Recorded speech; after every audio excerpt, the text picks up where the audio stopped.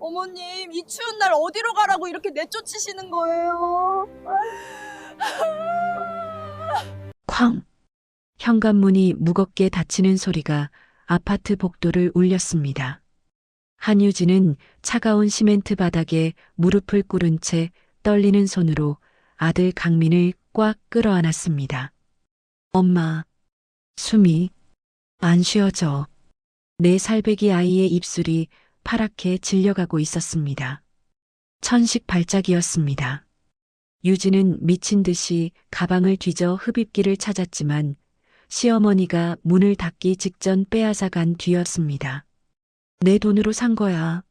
내 주제에 감히. 그 날카로운 목소리가 귓가에 생생했습니다. 남편 장례를 치른 지 고작 사흘. 그 문이 닫히기까지 단 사흘이었습니다. 뼛속까지 얼어붙는 2026년 2월의 매서운 겨울밤이었습니다. 이야기를 시작하기 전 구독 버튼을 눌러주세요. 평범해 보이는 사람들의 숨겨진 반전 이야기를 매일 전해드립니다. 여러분이 계신 그곳으로 따뜻한 기운을 보내드리겠습니다. 시간을 조금 되돌려 보겠습니다. 한유진, 27살. 서울 변두리의 허름한 아파트에서 남편과 아들, 그리고 시어머니와 함께 살고 있었습니다. 결혼 5년 차. 한때 그녀에게도 빛나는 시절이 있었습니다. 하지만 지금 그녀의 손에 쥐어진 건 남편의 영정사진뿐이었습니다. 교통사고였습니다. 출근길에 물류 트럭과 충돌해 남편은 그 자리에서 숨을 거뒀습니다. 남편이 다니던 회사는 태움물산이라는 대기업이었습니다. 하지만 장례식장에는 회사 사람 단 한 명도 오지 않았습니다. 시어머니 황금이와 시누이 이수정만이 검은 옷을 입고 서 있었습니다. 그들의 눈에서 슬픔은 찾아볼 수 없었습니다. 오히려 묘한 흥분이 감돌고 있었습니다. 장례를 치르고 집으로 돌아온 날, 유진은 작은 방에서 4살배기 아들 강민을 재우고 거실로 나왔습니다. 시어머니와 시누이가 식탁에 마주 앉아 뭔가를 계산하고 있었습니다.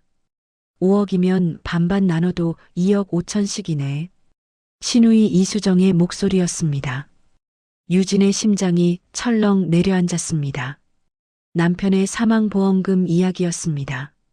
어머니, 그건. 유진이 다가서려는 순간 황금이가 벌떡 일어나 유진의 뺨을 후려쳤습니다. 짝! 내가 감히 끼어들어? 너 같은 재수없는 년 때문에 내 아들이 죽은 거야. 귀가 멍멍할 정도로 강한 구타였습니다. 유진은 바닥에 쓰러졌습니다. 언니, 이 여자 내일 당장 쫓아내요.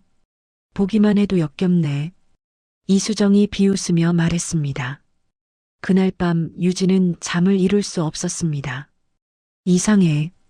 남편은 분명 회사 일 때문에 나간다고 했는데 왜 개인 트럭이랑 부딪혔을까? 하지만 묻을 곳이 없었습니다.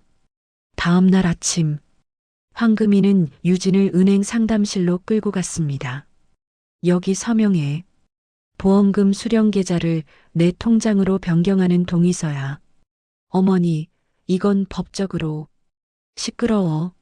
내가 법을 알아? 고졸 주제에. 서명 안 하면 강민이 절대 못 봐. 유진은 법을 몰랐습니다. 대학도 나오지 못한 그녀는 복잡한 서류 앞에서 무력했습니다.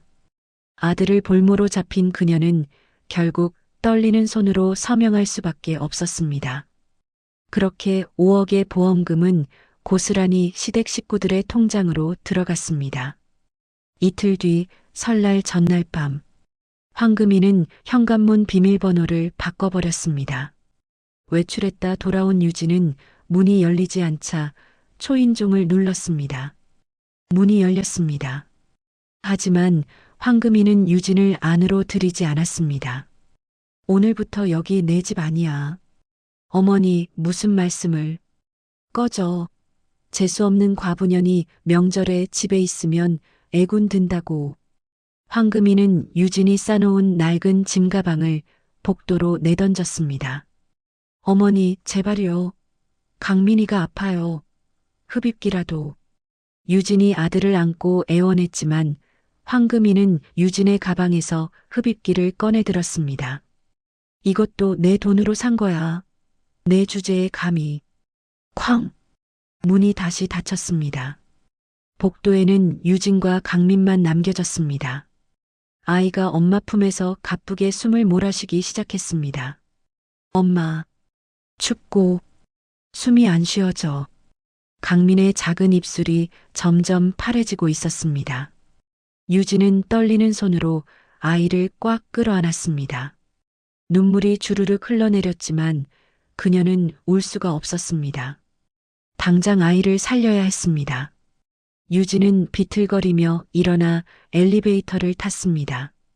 주머니를 뒤져보니 꼬깃꼬깃한 5,000원짜리 한 장이 전부였습니다. 병원은커녕 택시비도 안 되는 돈이었습니다. 매서운 눈보라가 몰아치는 밤거리로 나선 유진은 무작정 걷기 시작했습니다. 서울역이었습니다. 명절을 앞두고 고향으로 향하는 사람들로 대합실은 북적였습니다. 화려한 선물 상자를 든 귀성객들의 웃음소리가 울려 퍼졌습니다. 하지만 남루한 옷을 입은 유진 모녀만이 그 따뜻한 풍경 속에서 동떨어진 외딴섬 같았습니다. 컥! 컥! 강민의 기침 소리가 점점 거칠어졌습니다. 유진은 다급하게 지나가는 사람들의 옷자락을 붙잡았습니다. 제발요, 우리 애가 숨을 못 쉬어요. 도와주세요. 하지만 사람들은 귀찮다는 듯 그녀를 뿌리치고 지나갔습니다. 명절에 이런 거 하지 마세요. 사기꾼 아니에요? 차가운 반응만 돌아왔습니다. 유진은 대리석 바닥에 무릎을 꿇고 두 손을 모았습니다. 제발, 제발 살려주세요. 하지만 단 한 사람도 멈춰 서지 않았습니다. 강민의 얼굴이 점점 더 파래졌습니다.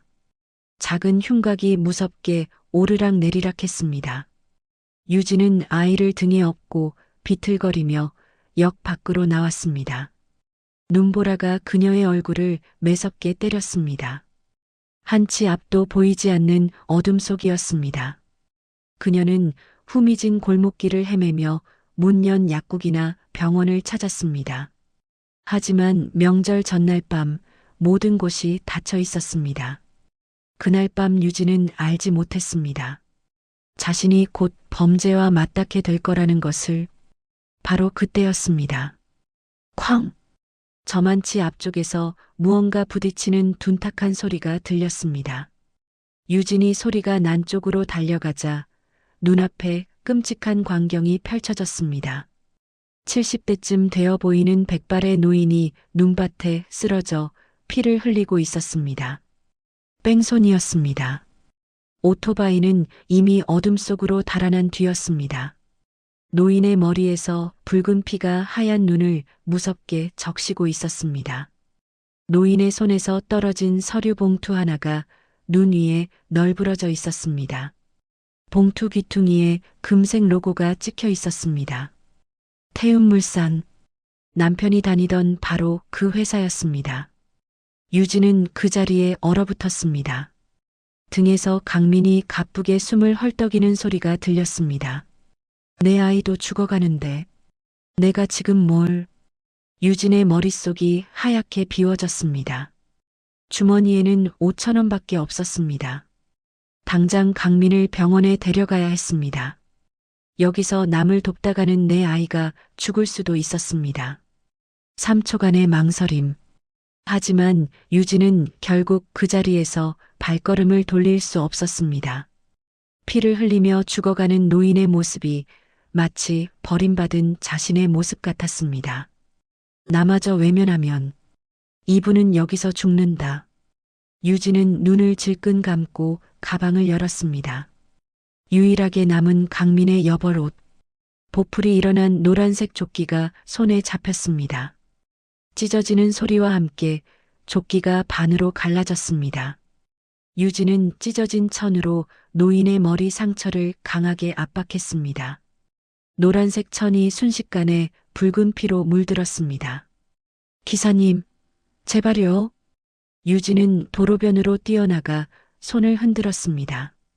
빈차 표시를 켠 택시 한 대가 멈춰 섰습니다. 제발 이분을 병원에. 피 묻으면 어떡하라고. 기사가 난색을 표했습니다. 유진은 주머니에서 마지막 남은 5,000원을 꺼냈습니다. 이게 제가 가진 돈 전부예요. 제발 가까운 응급실에만 내려주세요. 그녀의 처절한 눈물에 기사도 결국 노인을 태웠습니다. 택시의 붉은 후미등이 멀어졌습니다. 유진은 그 자리에 털썩 주저앉았습니다. 전 재산마저 날아갔습니다.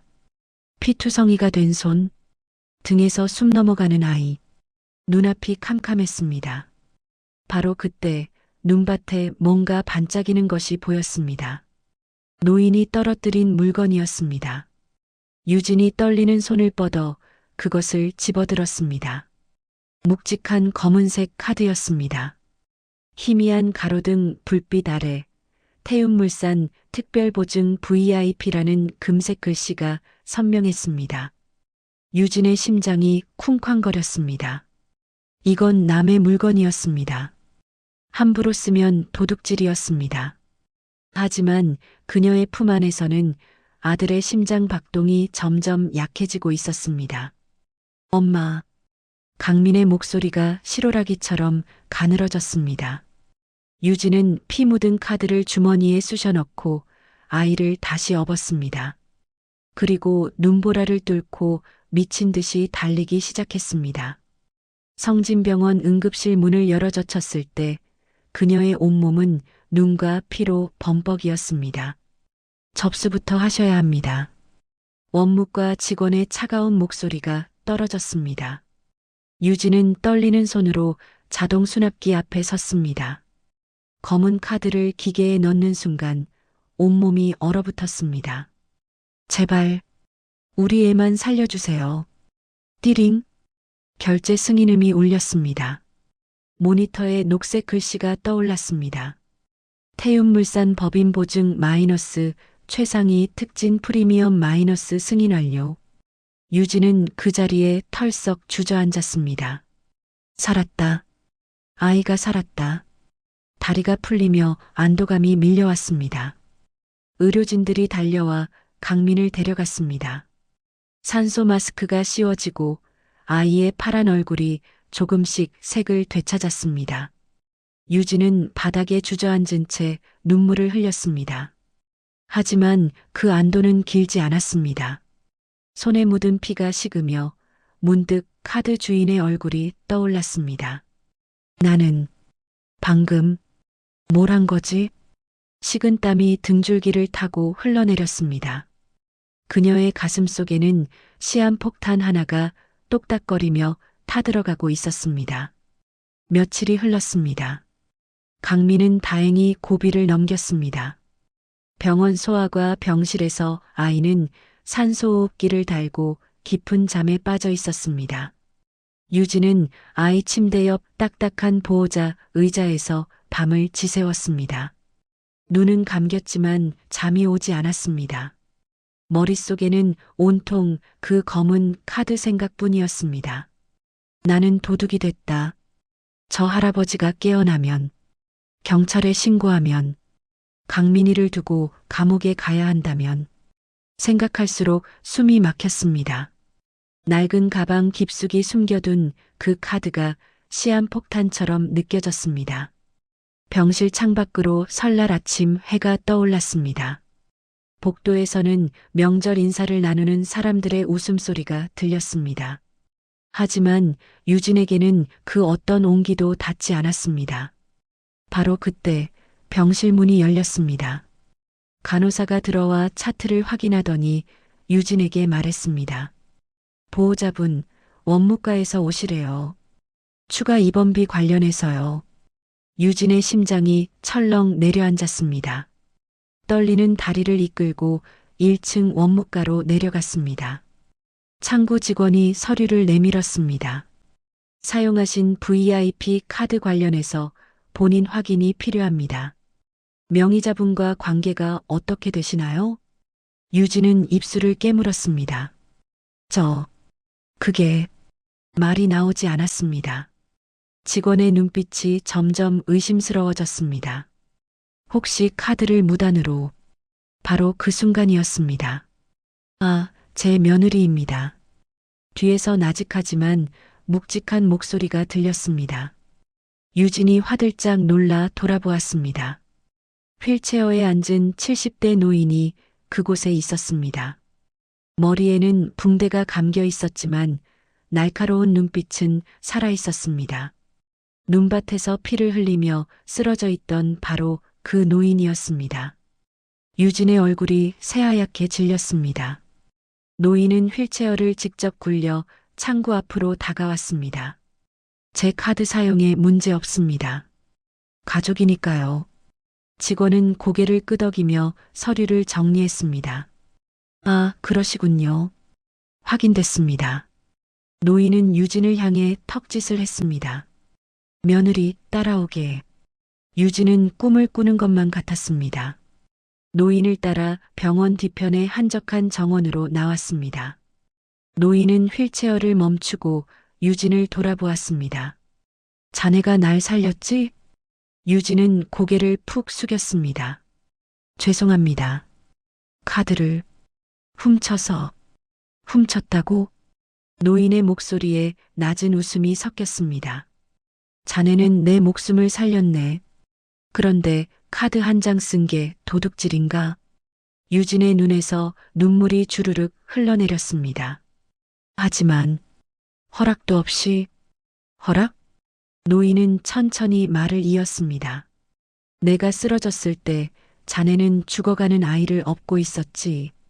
그런데도 내 피를 막아주고 마지막 돈으로 택시를 불러줬어. 유진은 아무 말도 할 수 없었습니다. 자네 아이 옷을 찢어서 내 상처를 감싸던 그 손, 나는 봤네. 노인의 주름진 손이 유진의 떨리는 손을 꽉 잡았습니다. 고맙네. 그 한마디에 유진의 가슴을 짓누르던 거대한 죄책감이 눈 녹듯 사라졌습니다. 한겨울 칼바람만 맞으며 살아온 그녀에게 찾아온 압도적인 따뜻함이었습니다. 그런데 말이야. 노인이 다시 입을 열었습니다. 자네 일자리가 필요한가? 유진이 고개를 들었습니다. 저는 고졸이고 할 줄 아는 게 없어요. 그럼 배우면 되지. 노인의 눈빛이 단호했습니다. 내 회사에서 일해보지 않겠나? 태운물산 본사 말이야. 유진의 심장이 쿵쾅거렸습니다. 태운물산. 남편이 다녔던 바로 그 회사였습니다. 저 같은 사람이요? 자네 같은 사람. 노인이 휠체어를 돌리며 말했습니다. 생명을 구할 줄 아는 사람이 필요하네. 내 옆에서 일해주게. 유진은 믿을 수가 없었습니다. 도둑으로 감옥에 갈 줄 알았는데 일자리를 제안받다니. 감사합니다. 정말 감사합니다. 유진은 고개를 깊이 숙였습니다. 노인은 고개를 끄덕이고는 검은 정장을 입은 비서에게 명령했습니다. 이 사람 아이 치료비 전액 회사 복지 명목으로 처리하게. 그리고 입사 서류 준비해. 알겠습니다, 회장님. 비서가 공손히 대답했습니다. 회장? 유진은 그제야 깨달았습니다. 자신이 구한 노인이 태운물산의 회장, 정태윤이라는 것을. 며칠 뒤 유진은 강민을 퇴원시키고 임시로 구한 좁은 고시원 방에 아이를 눕혔습니다. 작은 방이었지만 시댁의 차가운 시선을 받지 않아도 되는 그곳이 훨씬 편했습니다. 다음 날 아침, 유진은 낡은 옷 중 가장 깨끗한 블라우스를 입고 태운물산 본사로 향했습니다. 서울 한복판에 우뚝 솟은 30층짜리 유리 건물이었습니다. 본사 로비는 대리석 바닥이 반짝였고 정장을 입은 직원들이 바쁘게 오갔습니다. 유진은 그 화려함에 압도되어 주눅이 들었습니다. 인사팀으로 안내받은 그녀는 서류를 작성했습니다. 직책은 경영지원팀 사원으로 배정됐네요. 인사 담당자가 말했습니다. 회장님 특별 지시사항이라 파격적인 조건이에요. 급여도 일반 신입보다 높고요. 유진은 감사하다는 인사를 연신했습니다. 하지만 그녀는 몰랐습니다. 인사팀 복도 끝 유리문 너머 과장실에서 한 여자가 그녀를 지켜보고 있다는 것을. 배미라 37살. 태윤물산 인사팀 과장이었습니다. 그녀의 입가에 차갑고 비열한 미소가 번졌습니다. 저 여자 어디서 본 것 같은데. 배미라는 컴퓨터를 켜고 내부 인사 기록을 뒤지기 시작했습니다. 한유진. 그리고 파일 하나를 발견했습니다. 5년 전 퇴사자 명단. 한유진 마이너스 전략 기획팀 차장 마이너스 결혼으로 인한 자진 퇴사. 배미라의 눈이 가늘어졌습니다. 잠깐. 그럼 이 여자가 정 회장 큰아들 며느리? 그녀는 재빨리 다른 파일을 열었습니다. 사망사고 보고서. 정우진 차장 마이너스 교통사고 사망 마이너스 보험금 5억 원. 배미라의 손이 떨리기 시작했습니다. 그녀는 그 보험금 사기의 공모자였습니다. 황금이와 손잡고 정우진을 제거하고 보험금을 나눠 가진 장본인이었습니다. 인연이 회사에 왜 돌아온 거야? 배미라의 얼굴이 새하얗게 질렸습니다. 만약 유진이 남편의 죽음에 대해 의심하기 시작한다면, 만약 회장이 유진을 통해 진실을 파헤친다면, 자신은 끝장이었습니다. 안 돼. 저 여자를 없애야 해.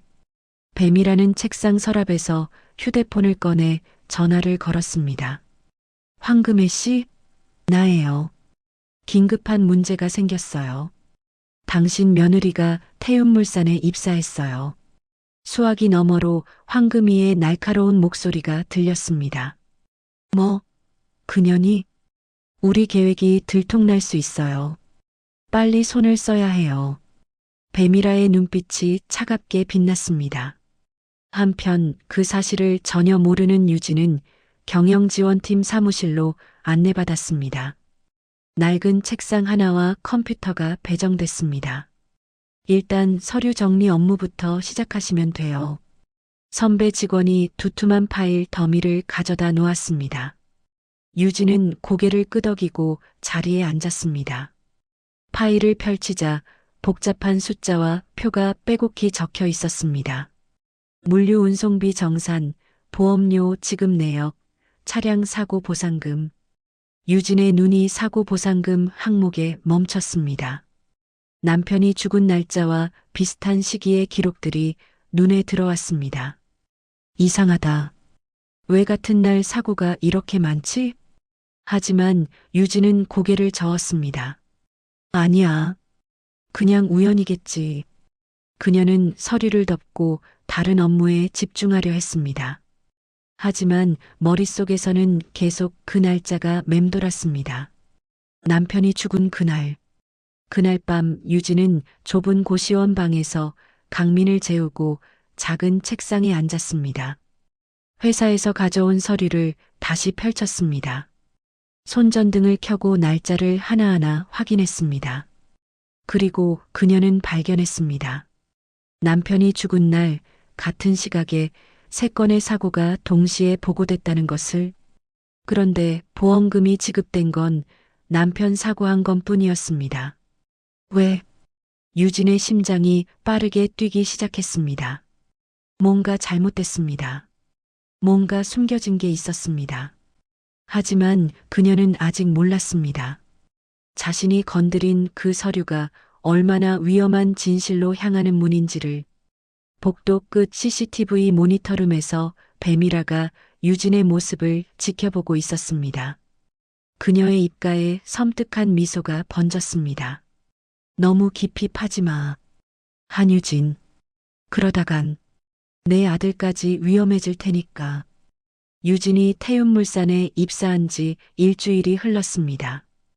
매일 아침 6시에 일어나 강민을 고시원 옆 어린이집에 맡기고 출근했습니다. 경영지원팀에서 그녀에게 주어진 일은 단순한 서류 정리였습니다. 하지만 유진은 그 서류들 속에서 이상한 패턴을 계속 발견하고 있었습니다. 남편이 죽은 날 전후로 처리된 보험건들이 유독 많았습니다. 어느 날 점심시간, 유진은 구내식당에서 혼자 식사를 하고 있었습니다. 다른 직원들은 그녀를 보며 수군거렸습니다. 저 사람이 회장님이 특별히 뽑은 사람이래. 배경이 뭐길래? 고졸인데 신입 월급보다 많이 받는데. 차가운 시선들이었습니다. 유진은 고개를 숙인 채 밥을 먹었습니다. 바로 그때 누군가 유진의 맞은편에 쟁반을 탁 내려놓았습니다. 29살쯤 되어 보이는 날씬한 여자였습니다. 단정한 정장에 깔끔하게 묶은 머리. 안녕하세요. 저는 기획팀 서지안이에요. 여자가 밝게 웃으며 말했습니다. 유진은 조심스럽게 고개를 들었습니다. 아, 안녕하세요. 혼자 드시길래요. 저도 같이 먹어도 될까요? 네, 그럼요. 유진은 반가운 마음에 고개를 끄덕였습니다. 회사에서 처음으로 다가와 준 사람이었습니다. 서지아는 자연스럽게 이야기를 이어갔습니다. 저도 회장님 장학생 출신이에요. 집이 어려워서 대학 등록금을 회사에서 지원받았거든요. 그러셨구나. 그러니까 한유진 씨 마음 조금은 알 것 같아요. 사람들이 배경 운운하면서 수군거리잖아요. 유진은 놀라서 서지안을 바라봤습니다. 그게 괜찮아요. 신경 쓰지 마세요. 실력으로 보여주면 돼요. 서지안이 따뜻하게 웃었습니다. 유진은 그 미소에 조금 마음을 놓았습니다. 하지만 유진은 몰랐습니다. 서지안의 그 따뜻한 미소 뒤에 차가운 계산이 숨어 있다는 것을. 며칠 뒤 저녁 6시.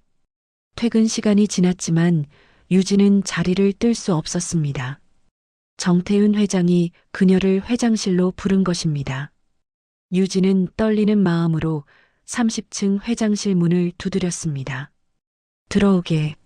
묵직한 목소리가 들렸습니다. 문을 열고 들어간 회장실은 넓고 고급스러웠습니다. 하지만 차가운 느낌이었습니다. 정태윤 회장은 거대한 책상 앞에 앉아 서류를 보고 있었습니다. 앉게. 유진은 조심스럽게 의자에 앉았습니다. 회장은 서류에서 눈을 떼지 않은 채 물었습니다. 회사 생활은 어떤가?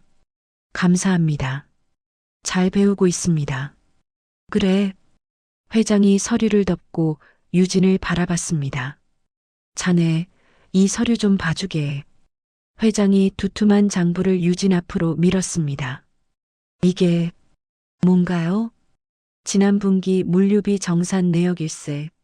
숫자가 안 맞아. 유진은 장부를 펼쳤습니다. 빼곡한 숫자들이 눈앞에 펼쳐졌습니다. 저는 회계를 잘 몰라서. 그럼 배우면 되지. 회장의 목소리는 차갑고 단호했습니다. 내일까지 어디가 틀렸는지 찾아오게. 못 찾으면 퇴근하지 말고. 유진의 얼굴이 하얗게 질렸습니다. 네, 알겠습니다. 가보게. 회장은 다시 자신의 서류로 시선을 돌렸습니다. 유진은 무거운 장부를 안고 회장실을 나왔습니다. 복도를 걸으며 그녀는 눈물이 날 것만 같았습니다. 나한테 왜 이런 걸 시키는 거지? 나는 할 수 없어. 하지만 그녀는 알지 못했습니다. 정태윤 회장이 그녀에게 던진 것은 시험이 아니라 훈련이었다는 것을. 그날 밤 텅 빈 사무실.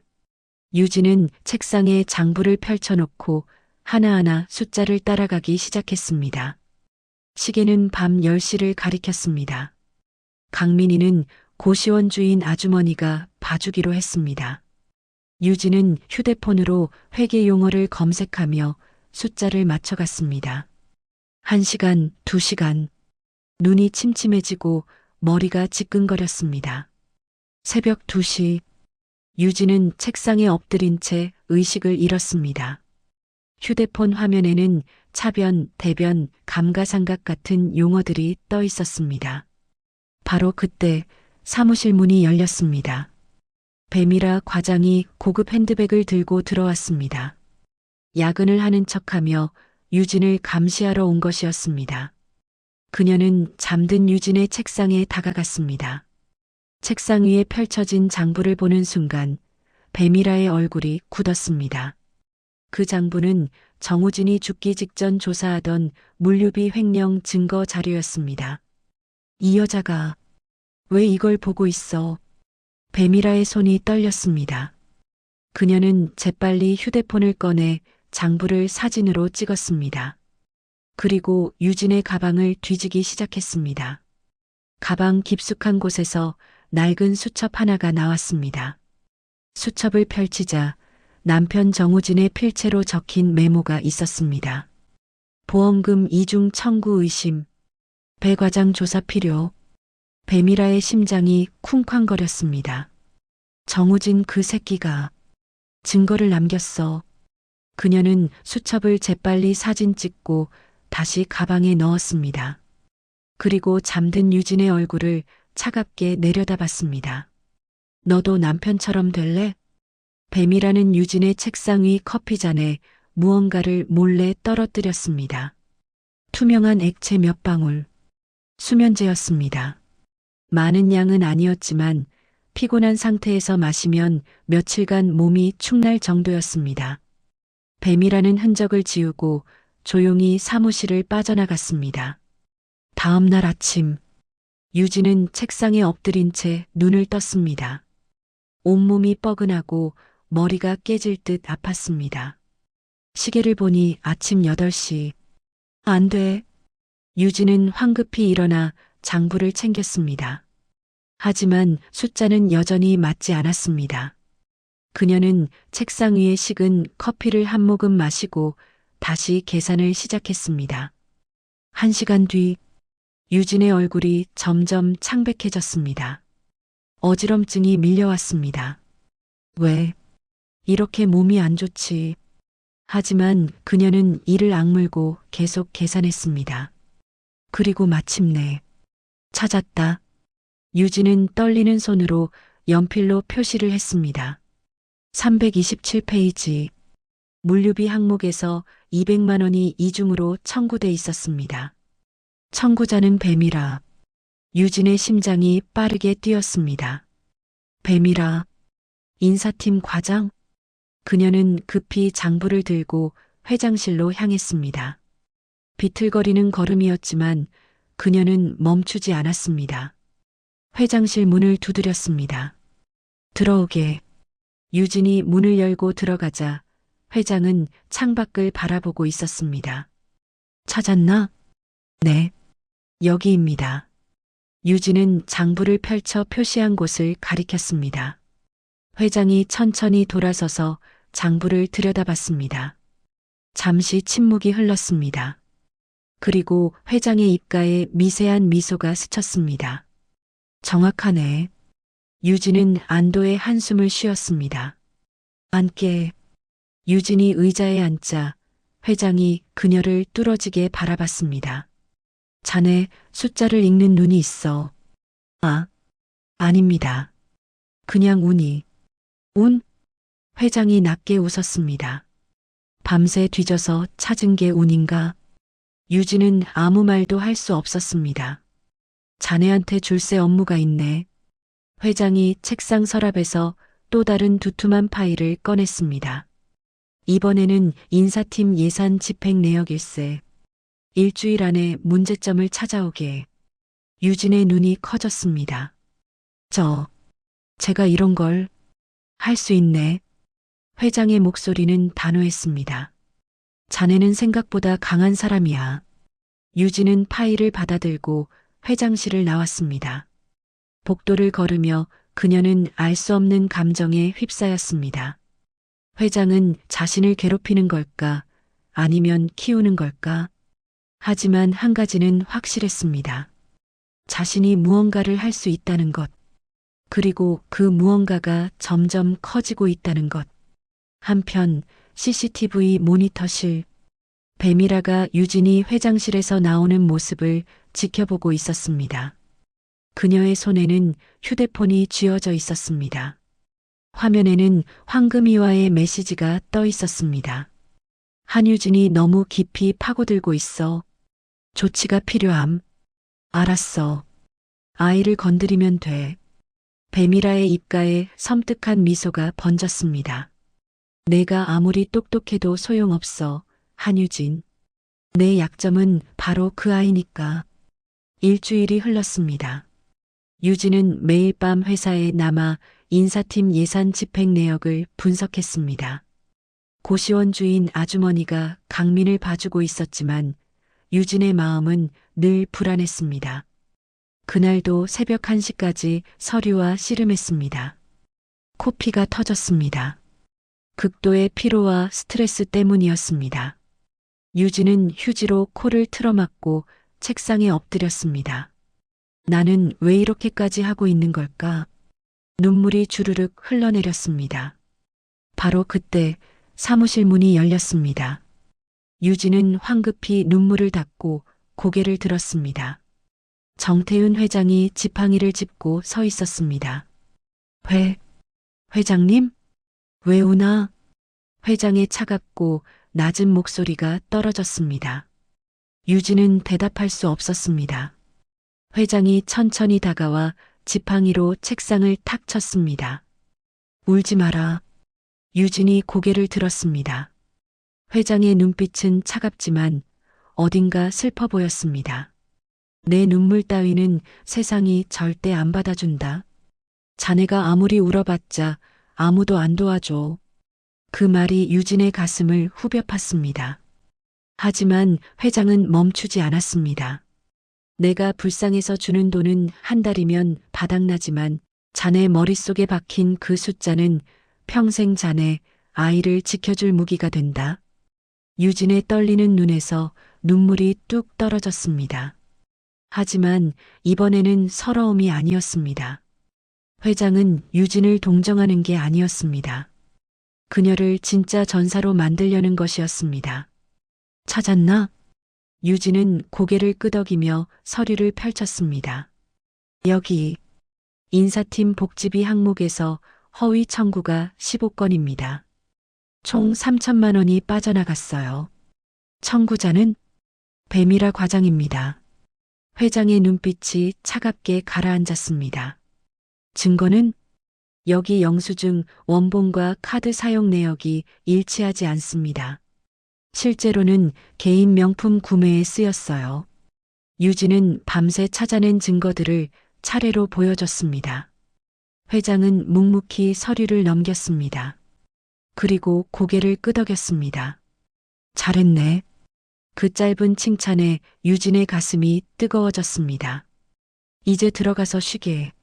내일 아침 임원회의에서 이걸 발표하게 될 거야. 네, 제가요? 자네가 찾았으니 자네가 말해야지. 유진의 얼굴이 새하얗게 질렸습니다.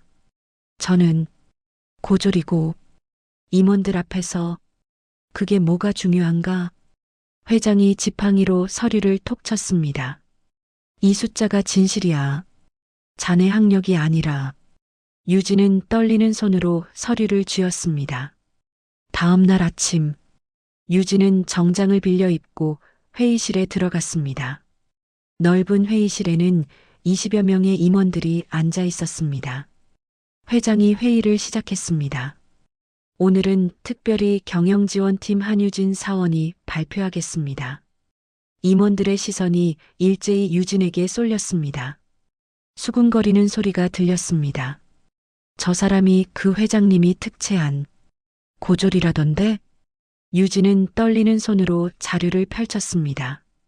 인사팀 예산 집행 내역을 분석한 결과 목소리가 떨렸습니다. 하지만 그녀는 멈추지 않았습니다. 배미라 과장의 복지비 청구 항목에서 15건의 허위 청구를 발견했습니다. 회의실이 술렁였습니다. 유진은 증거 자료를 하나하나 보여줬습니다. 영수증, 카드 내역, 날짜 불일치. 임원들의 표정이 점점 굳어졌습니다. 그 순간 회의실 문이 벌컥 열렸습니다. 배미라가 헐레벌떡 뛰어들어왔습니다. 회장님, 이건 오해입니다. 하지만 회장은 손을 들어 그녀를 막았습니다. 발표 끝날 때까지 조용히 해. 배미라의 얼굴이 새하얗게 질렸습니다. 유진은 마지막 페이지를 넘겼습니다. 결론적으로 3천만 원의 회사 자금이 개인 용도로 유용됐습니다. 회장이 고개를 끄덕였습니다. 배 과장, 할 말 있나? 배미라는 입술을 떨며 유진을 노려봤습니다. 이건 함정입니다. 저 여자가 저를 모함하려고. 증거 앞에서 변명은 소용없어? 회장이 차갑게 말했습니다. 당장 직위해제하고 경찰에 고발하게. 안 돼요. 배미라가 비명을 질렀습니다. 보안 요원들이 그녀를 끌고 나갔습니다. 배미라는 끌려가면서 유진을 향해 소리쳤습니다. 너 후회할 거야. 내 아들 조심해. 유진의 심장이 철렁 내려앉았습니다. 회의실이 조용해졌습니다. 회장이 유진을 바라봤습니다. 수고했네. 돌아가 보게. 유진은 떨리는 다리로 회의실을 나왔습니다. 복도에서 그녀는 벽에 기대어 숨을 몰아쉬었습니다. 해냈습니다. 하지만 배미라의 마지막 말이 머릿속을 맴돌았습니다. 내 아들 조심해. 유진은 급히 휴대폰을 꺼내 고시원 주인 아주머니에게 전화를 걸었습니다. 아주머니, 강민이 괜찮죠? 응, 지금 어린이집에서 잘 놀고 있어. 혹시 수상한 사람 없었어요? 무슨 소리야? 왜? 아니에요. 그냥 조심해 주세요. 유진은 전화를 끊고 가슴을 쓸어내렸습니다. 불안했습니다. 그날 저녁 유진은 서둘러 어린이집으로 강민을 데리러 갔습니다. 하지만 어린이집 선생님이 당황한 표정으로 말했습니다. 강민이는 아까 할머니가 데려가셨는데요. 할머니? 유진의 얼굴이 새하얗게 질렸습니다. 어떤 할머니요? 60대쯤 되신 강민이 할머니라고 하셨어요. 강민이도 알아보던데요. 유진의 머릿속이 하얗게 비워졌습니다. 황금이 시어머니였습니다. 유진은 미친 듯이 휴대폰을 꺼내 황금이에게 전화를 걸었습니다. 강민이 어디 있어요? 수화기 너머로 황금이의 차갑고 비웃는 목소리가 들렸습니다. 내 새끼? 여기 있지. 잘 놀고 있어. 제발 아이한테는 손대지 마세요. 그럼 회사 그만둬. 당장. 유진의 손이 떨렸습니다. 뱀이라 그년이 전화했더라. 내가 우리 계획을 망쳤다고. 그러니까 대가를 치러야지. 계획이요? 무슨. 닥쳐. 황금이가 소리쳤습니다. 내일 아침까지 사표 안 내면 내 새끼 2번 다시 못 봐. 전화가 끊겼습니다. 유진은 그 자리에 주저앉았습니다. 세상이 무너지는 것 같았습니다. 유진은 밤새 잠을 이루지 못했습니다. 좁은 고시원 방에서 무릎을 끌어안고 떨었습니다. 강민이, 우리 강민이, 회사를 그만두면 아이를 돌려받을 수 있을까요? 하지만 그러면 다시 원점으로 돌아갑니다. 일자리도, 돈도, 미래도 없는 그 지옥으로. 새벽 5시, 유진은 결심했습니다. 회사로 달려가 정태윤 회장을 찾아야 했습니다. 그녀는 옷을 주섬주섬 입고 밖으로 뛰쳐나갔습니다. 새벽에 태운물산 본사는 고요했습니다. 경비실을 지나 엘리베이터를 탔습니다. 30층 회장실 앞, 불이 켜져 있었습니다. 회장은 새벽에도 일하고 있었습니다. 유진은 떨리는 손으로 문을 두드렸습니다. 들어오게. 문을 열고 들어간 유진의 얼굴은 눈물 범벅이었습니다. 회장님, 제발 도와주세요. 유진은 무릎을 꿇고 바닥에 엎드렸습니다. 우리 강민이를 빼앗겼어요. 시어머니가, 황금이가, 회장의 눈빛이 차갑게 가라앉았습니다. 일어나게. 회장님, 일어나라고 했네. 회장의 목소리는 단호했습니다. 유진은 떨리는 다리로 일어났습니다. 회장이 책상 서랍에서 서류 하나를 꺼냈습니다. 이걸 보게. 유진이 서류를 받아들었습니다. 정우진 사망사고 조사보고서. 남편의 이름이 적혀 있었습니다. 이게 뭔가요?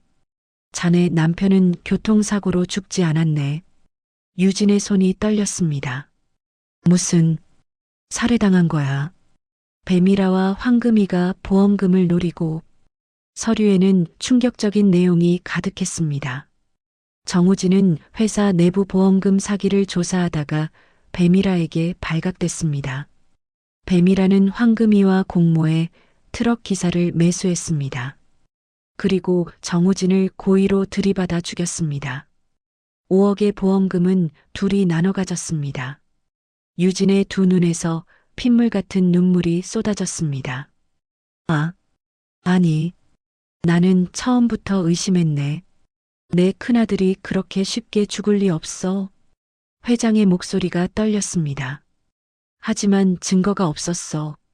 그래서 기다렸지. 자네가 나타날 때까지. 유진이 고개를 들었습니다. 저를요? 그래. 자네는 우진이의 아내야. 자네만이 저들과 맞설 수 있어. 하지만 강민이가 내가 찾아주지. 회장이 비서실장에게 전화를 걸었습니다. 황금의 집 위치 파악하고 경찰과 함께 즉시 출동해. 알겠습니다. 전화를 끊은 회장이 유진을 바라봤습니다. 자네는 여기 남아서 이 서류를 읽게. 자네가 알아야 할 진실이 담겨 있어. 유진은 떨리는 손으로 서류를 펼쳤습니다. 남편이 남긴 조사 메모, 배미라의 범행 증거, 황금이와의 통화 녹음, 모든 것이 낱낱이 적혀 있었습니다. 유진은 서류를 읽으며 온몸이 떨렸습니다. 분노가 치밀어 올랐습니다. 당신들이 우진 오빠를.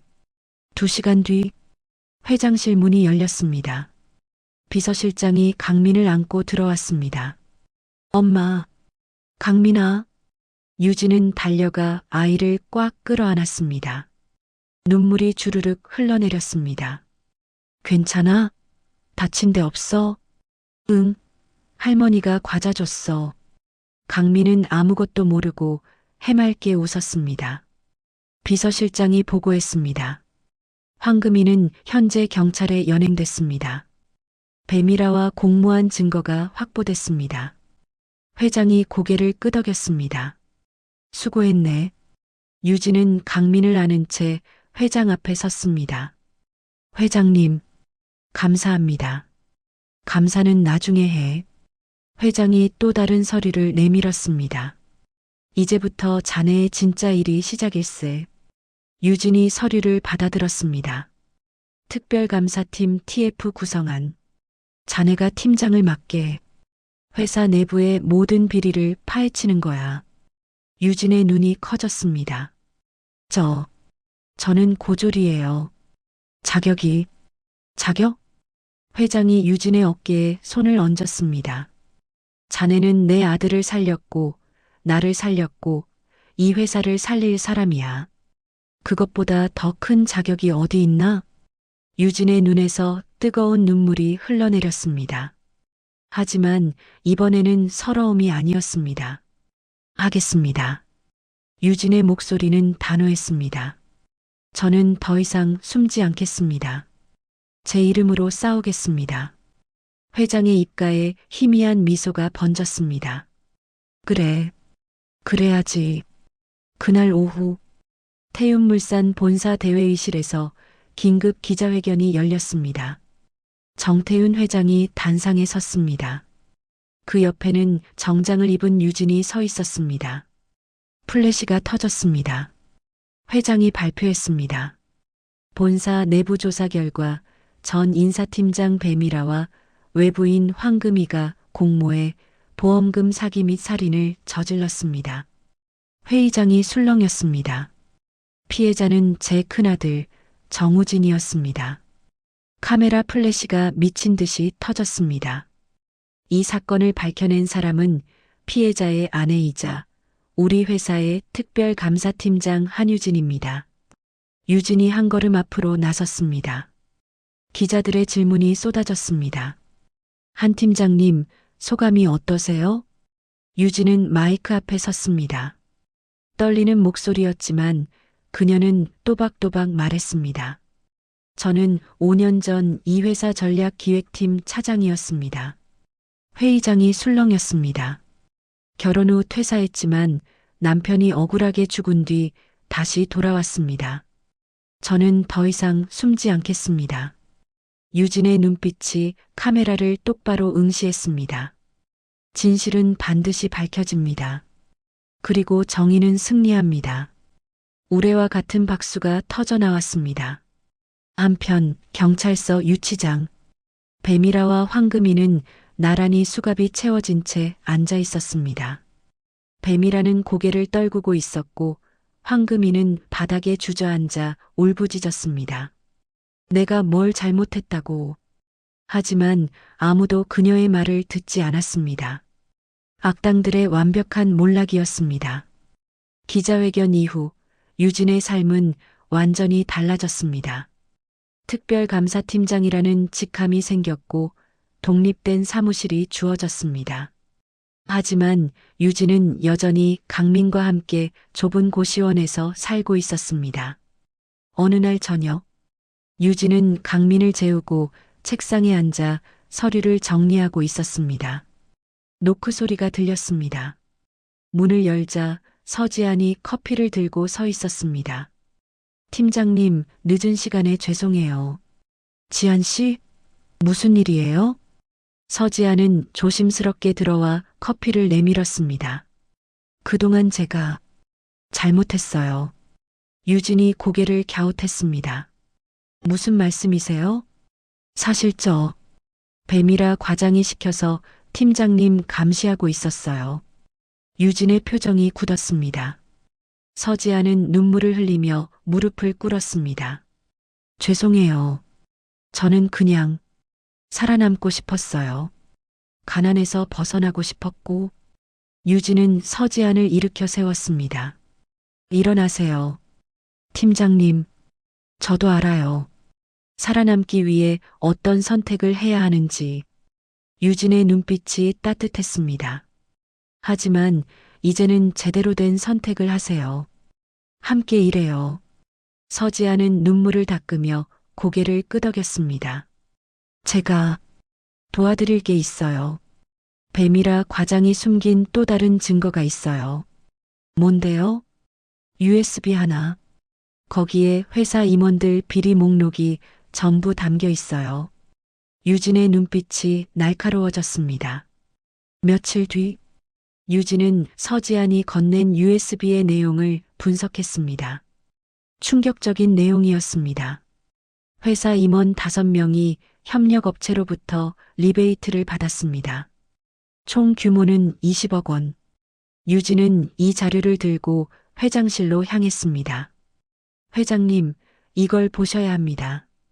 회장은 USB 내용을 확인하고 얼굴이 굳었습니다. 이놈들이 임원진 전체를 교체해야 합니다. 유진의 목소리는 단호했습니다. 회장은 잠시 침묵했습니다. 그리고 고개를 끄덕였습니다. 아게, 자네가 원하는 대로 다음 주 월요일 태운물산 임원 회의실. 유진은 모든 임원들 앞에서 USB 내용을 공개했습니다. 임원들의 얼굴이 새하얗게 질렸습니다. 이건 조작입니다. 한 임원이 소리쳤습니다. 증거가 여기 다 있습니다. 유진은 차갑게 대답했습니다. 회장이 일어섰습니다. 해당 임원 5명, 즉시 사임하라. 거부하면 고발한다. 회의실이 아수라장이 됐습니다. 하지만 결국 5명 모두 사표를 제출했습니다. 유진은 그 광경을 조용히 지켜봤습니다. 5년 전 그녀는 이 회의실에서 말단 직원이었습니다. 하지만 지금은 달랐습니다. 그날 저녁, 유진은 회장실로 불려갔습니다. 앉게. 유진이 의자에 앉자 회장이 창밖을 바라보며 말했습니다. 나는 평생 돈만 쫓아왔네. 그러다 모든 걸 잃었지. 회장의 목소리가 떨렸습니다. 큰아들도 작은아들도 모두 등을 돌렸어. 손주들 얼굴도 못 봤고. 유진은 조용히 듣고 있었습니다. 그런데 자네가 나타났어. 길바닥에서 죽어가던 날 자네는 자기 아이 옷을 찢어내 피를 막아줬지. 회장이 유진을 돌아봤습니다. 그날 나는 깨달았네. 돈이 아니라 사람이 사람을 살린다는 걸. 유진의 눈에 눈물이 맺혔습니다. 자네 덕분에 나는 아들들과 화해했어. 손주들도 다시 만났고. 회장이 책상 서랍에서 서류 하나를 꺼냈습니다. 이건 내 유언장일세. 자네에게 회사 지분 10%를 물려주겠네. 회장님, 안 됩니다. 유진이 벌떡 일어났습니다. 저는 그럴 자격? 회장이 웃었습니다. 자네는 이 회사를 살렸어. 그것보다 더 큰 자격이 어디 있나? 유진은 아무 말도 할 수 없었습니다. 밖에. 그리고 자네 아들과 함께 행복하게 살게. 유진은 고개를 숙여 깊이 인사했습니다. 감사합니다, 회장님. 설날 전날이었습니다. 1년 전 유진은 눈보라치는 거리로 쫓겨났었습니다. 하지만 올해는 달랐습니다. 정태윤 회장은 유진과 강민을 자신의 저택으로 초대했습니다. 서울 한남동의 거대한 저택. 유진은 강민의 손을 잡고 초인종을 눌렀습니다. 문이 열렸습니다. 회장이 직접 나와 그들을 맞이했습니다. 어서 오게. 안녕하세요, 할아버지. 강민이 밝게 인사했습니다. 회장의 얼굴에 환한 미소가 번졌습니다. 그래, 잘 왔다. 거실로 들어가자 이미 많은 사람들이 모여 있었습니다. 회장의 작은아들 가족, 며느리들과 손주들, 그리고 청소반장 김옥자 할머니와 서지안도 함께였습니다. 유진아. 김옥자 할머니가 달려와 유진을 꽉 껴안았습니다. 그동안 고생 많았다. 잘 견뎌냈어. 할머니. 유진은 눈물을 흘렸습니다. 서지안도 다가왔습니다.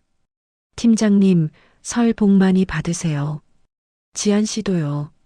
넓은 식탁에는 풍성한 음식이 차려져 있었습니다.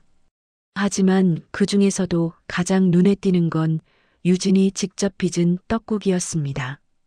복주머니 모양의 만두가 하얗게 떠 있었습니다. 회장이 그 떡국을 보며 눈시울을 붉혔습니다. 이건 우리 어머니가 만들어주시던. 네. 이북식 복주머니 만두예요. 유진이 웃으며 대답했습니다. 회장은 떡국을 한 숟가락 떠서 입에 넣었습니다. 눈물이 주르륵 흘러내렸습니다. 고맙네. 정말 고마워. 모두가 식탁에 둘러앉았습니다. 회장이 잔을 들었습니다. 오늘 이 자리에 모인 것을 축하하네. 우리는 피로 맺어진 가족은 아니지만. 회장의 시선이 유진과 강민에게 향했습니다. 진짜 가족이야. 건배. 모두가 잔을 부딪혔습니다. 강민이 회장의 무릎에 올라가 앉았습니다. 할아버지, 나 만두 더 먹고 싶어. 그래, 그래. 많이 먹어라. 회장은 강민을 무릎에 앉힌 채 만두를 먹여줬습니다. 그 모습을 지켜보는 유진의 눈에서 행복한 눈물이 흘러내렸습니다. 1년 전 그 끔찍한 겨울밤, 죽을 것만 같았던 그날. 하지만 유진은 포기하지 않았습니다. 그리고 지금 그녀는 진짜 가족을 얻었습니다. 식사 후 회장이 유진을 서재로 불렀습니다. 앉게. 유진이 의자에 앉자 회장이 낡은 상자 하나를 꺼냈습니다. 이건 우진이가 남긴 거야. 상자를 열자 남편 정우진의 일기장과 편지가 들어 있었습니다. 유진은 떨리는 손으로 편지를 펼쳤습니다. 유진아, 이 편지를 읽고 있다면 아마 나는 이미 죽었을 거야. 유진의 눈에서 눈물이 쏟아졌습니다. 미안해. 널 지켜주지 못해서. 하지만 넌 강한 사람이야. 혼자서도 잘 살아갈 수 있어. 강민이를 잘 부탁해. 그리고 아빠한테 말해줘. 나는 아빠를 사랑했다고. 사랑해, 유진아. 유진은 편지를 가슴에 꽉 안고 울었습니다. 회장도 눈물을 닦았습니다. 우진이는 자네를 정말 사랑했어. 그리고 나도 자네를 내 딸처럼 생각하네. 유진은 고개를 들어 회장을 바라봤습니다. 저도 회장님을 아버지처럼 생각해요. 두 사람은 서로를 껴안고 한참을 울었습니다. 상처받은 두 영혼이 서로를 치유하는 순간이었습니다. 그날 밤, 유진은 강민을 재우고 창밖을 바라봤습니다. 눈이 내리고 있었습니다. 하지만 1년 전에 그 매서운 눈보라는 아니었습니다. 포근하고 따뜻한 눈이었습니다. 유진은 창문을 열고 손을 내밀었습니다. 눈송이가 손바닥에 내려앉았습니다. 그리고 곧 녹아버렸습니다. 유진은 웃었습니다. 우진 오빠, 잘 지켜봐요. 나 잘 살고 있어요. 강민이도 건강하게 잘 크고 있고요. 이제는 더 이상 두렵지 않아요. 유진은 창문을 닫고 침대로 돌아왔습니다. 강민이 곤히 잠들어 있었습니다. 유진은 아이의 이마에 키스했습니다. 사랑해, 우리 강민이. 그리고 그녀도 평화롭게 잠들었습니다. 긴 겨울이 끝났습니다. 이제 봄이 올 것입니다. 설날 아침, 유진은 일찍 일어나 회장 저택의 부엌으로 갔습니다. 김옥자 할머니가 이미 나와 있었습니다. 어머, 벌써 일어났어? 네, 할머니. 떡국 준비 도와드릴게요. 두 사람은 나란히 서서 만두를 빚었습니다. 유진아, 너 정말 많이 변했다. 그래요? 응. 1년 전만 해도 쥐죽은 듯 조용하더니 이제는 눈빛이 완전히 달라졌어. 유진은 웃었습니다. 할머니 덕분이에요. 할머니가 저를 지켜주셨잖아요. 내가 스스로 일어선 거지. 김옥자가 유진의 어깨를 다독였습니다. 아침 식사 시간. 모두가 식탁에 둘러앉았습니다. 회장이 먼저 말을 꺼냈습니다. 오늘은 특별한 발표가 있네. 모두의 시선이 회장에게 집중됐습니다. 다음 달부터 한유진 팀장을 경영기획본부장으로 임명하겠네. 와, 강민이 박수를 쳤고 다른 사람들도 따라 박수를 쳤습니다. 유진은 놀라서 회장을 바라봤습니다. 회장님, 자네는 자격이 충분해. 그리고 회장이 작은 아들을 바라봤습니다. 우리 막내 아들이 대표이사가 되면 자네가 그를 보좌해주게. 작은 아들이 일어나 유진에게 인사했습니다. 잘 부탁드립니다, 본부장님. 아닙니다. 제가 잘 부탁드려야죠. 유진도 정중하게 인사했습니다. 식사가 끝나고 회장은 유진과 강민을 정원으로 불렀습니다. 하얀 눈이 쌓인 정원은 아름다웠습니다. 유진. 네, 회장님. 자네에게 물어보고 싶은 게 있네. 말씀하세요. 그날 밤 왜 나를 살렸나? 유진은 잠시 생각했습니다. 저도 잘 모르겠어요. 그냥 외면할 수가 없었어요. 자네 아들이 죽어가고 있었는데도. 네. 그래도 회장님도 누군가의 아버지잖아요. 누군가의 가족이고요. 회장의 눈에 눈물이 맺혔습니다. 고맙네. 자네가 나를 살렸고 나는 자네를 살렸어. 우린 서로를 살린 거야. 강민이 두 사람 사이로 뛰어왔습니다. 할아버지, 눈사람 만들어요. 그래, 만들자. 회장은 강민과 함께 눈을 뭉치기 시작했습니다. 유진은 그 모습을 웃으며 지켜봤습니다. 1년 전 그 끔찍한 밤, 현관문 밖에서 떨던 자신을 떠올렸습니다. 나는 해냈어. 혼자가 아니야. 이제는 저녁이 됐습니다. 회장 저택 거실에는 큰 TV가 켜져 있었습니다. 뉴스가 나왔습니다. 태윤물산 정태윤 회장 퇴임과 함께 새 경영진 출범, 특별감사팀장 출신 한유진 씨, 경영기획본부장 발탁. 이례적 인사. 유진은 TV를 보며 웃었습니다. 이제 시작이야. 강민이 유진의 무릎에 앉았습니다. 엄마, 우리 이제 행복해? 유진은 아이를 꽉 안았습니다. 응, 우리 이제 행복해. 아빠도 행복할까? 유진의 눈에서 눈물이 흘렀습니다. 그럼, 아빠가 가장 행복할 거야. 우리 강민이 건강하고 엄마가 씩씩하게 살고 있으니까. 강민은 유진의 품에서 스르르 잠들었습니다. 회장이 다가와 유진의 어깨에 손을 얹었습니다. 잘했네. 정말 잘했어. 회장님도요. 아들들과 화해하셨잖아요. 그래. 자네 덕분이야. 두 사람은 창밖에 눈 내리는 풍경을 바라봤습니다. 회장님, 응? 사람을 살리는 건 결국 사람이에요. 회장이 고개를 끄덕였습니다. 그래. 자네 말이 맞아. 유진은 잠든 강민을 안고 자리에서 일어났습니다. 이제 들어가서 쉬어야겠어요. 그래. 푹 쉬게. 유진은 강민을 침대에 눕히고 옆에 누웠습니다. 창밖으로 눈이 계속 내렸습니다. 하지만 더 이상 무섭지 않았습니다. 유진은 눈을 감았습니다. 그리고 평화롭게 잠들었습니다. 그로부터 한참 후, 3년 뒤, 태윤물산 본사 앞, 한유진은 단정한 정장을 입고 건물로 들어갔습니다. 본부장님, 안녕하세요. 직원들이 공손하게 인사했습니다.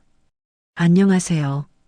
유진은 밝게 웃으며 인사를 받았습니다. 엘리베이터를 타고 20층 본부장실로 올라갔습니다. 책상 위에는 강민이가 그린 그림이 액자에 걸려 있었습니다. 엄마 사랑해요, 마이너스 강민. 유진은 그림을 쓰다듬으며 웃었습니다. 비서가 들어왔습니다. 본부장님, 오늘 오전 회의 준비됐습니다. 알겠습니다. 회의실로 가는 복도. 유진은 창밖을 바라봤습니다. 서울 시내가 한눈에 내려다 보였습니다. 1년 전, 아니 3년 전, 그녀는 이 도시 어딘가에서 얼어 죽을 뻔했습니다. 하지만 지금은 이 도시를 내려다보는 위치에 있습니다. 회의실 문을 열었습니다. 서지안을 비롯한 팀원들이 일어나 인사했습니다. 본부장님 오셨습니다. 네, 시작할까요? 유진은 자리에 앉았습니다. 그리고 회의를 시작했습니다. 자신감 넘치는 목소리로, 당당한 눈빛으로. 회의가 끝나고 유진은 정태윤 회장을 찾아갔습니다. 회장은 이제 명예회장으로 물러나 있었지만 여전히 회사를 지켜보고 있었습니다. 회장님, 오, 유진이 왔나? 네. 오늘 회의 결과 보고 드리러 왔어요. 유진은 서류를 펼쳐 보여줬습니다. 회장은 만족스럽게 고개를 끄덕였습니다. 잘했어. 역시 자네야. 감사합니다. 강민이는 할머니 댁에 있어요. 방학이라 할머니랑 시간 보내고 있어요. 그래. 우리 강민이도 이제 초등학생이지? 네. 벌써 2학년이에요. 두 사람은 창밖을 바라보며 커피를 마셨습니다. 유진아. 네. 후회 없지? 유진은 웃었습니다. 없어요. 단 1초도. 그래.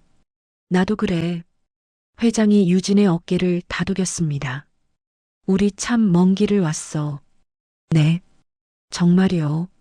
앞으로도 잘 부탁하네. 저야말로 아버지. 유진은 회장을 아버지라고 불렀습니다. 회장의 눈에 눈물이 맺혔습니다. 고맙네, 딸. 두 사람은 서로를 꽉 껴안았습니다. 피 한 방울 섞이지 않았지만 진짜 가족이 된 두 사람이었습니다.